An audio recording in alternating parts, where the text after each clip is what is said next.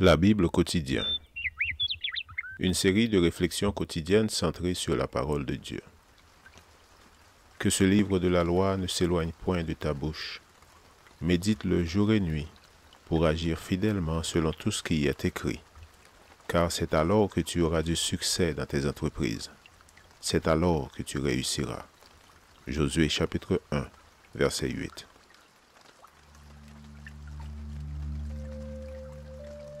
Aujourd'hui, le 20 octobre, la race humaine. Qui sont les Israélites? À qui appartiennent l'adoption, la gloire, les alliances, la loi, le culte, les promesses, les patriarches, et de qui est issu selon la chair, le Christ, qui est au-dessus de toutes choses. Dieu béni éternellement. Amen.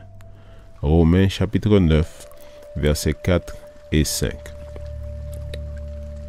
L'humanité souffre d'erreurs graves et de défauts, l'un d'eux étant le racisme. Il est incompréhensible qu'un chrétien soit raciste. Citation: les généalogies contenues dans la Genèse démontrent que les générations successives qui ont suivi Adam et Ève descendent toutes de ce premier couple. En tant qu'humains, nous partageons tous la même nature. Celle-ci constitue une unité à la fois génétique et généalogique. Paul dit: Dieu a fait que tous les hommes, sortis d'un seul sang, habitent sur toute la surface de la terre. Paul dit: Dieu a fait que tous les hommes, sortis d'un seul sang, habitent sur toute la surface de la terre. Acte 17, verset 26. De plus, nous découvrons d'autres arguments en faveur de l'unité organique de notre race dans certaines déclarations bibliques. La transgression d'Adam amena le péché et la mort sur tous. L'offre du salut pour tous à travers le Christ, selon Romains 5, versets 12 et 19, et 1 Corinthiens 15, versets 21 et 22. Fin de citation. Ce que croient les adventistes, pages 88 et 89. De par le monde, il existe une seule race, la race humaine. Nous sommes tous les enfants du même Dieu éternel. Tous les autres caractères propres à l'humanité ne sont rien d'autre que des accidents biologiques qui n'ont pas d'effet sur le cœur, l'esprit ou l'âme. Ayant tous reçu l'agrément de Dieu par le Fils bien-aimé, selon Luc 20, verset 13, nous sommes tous frères.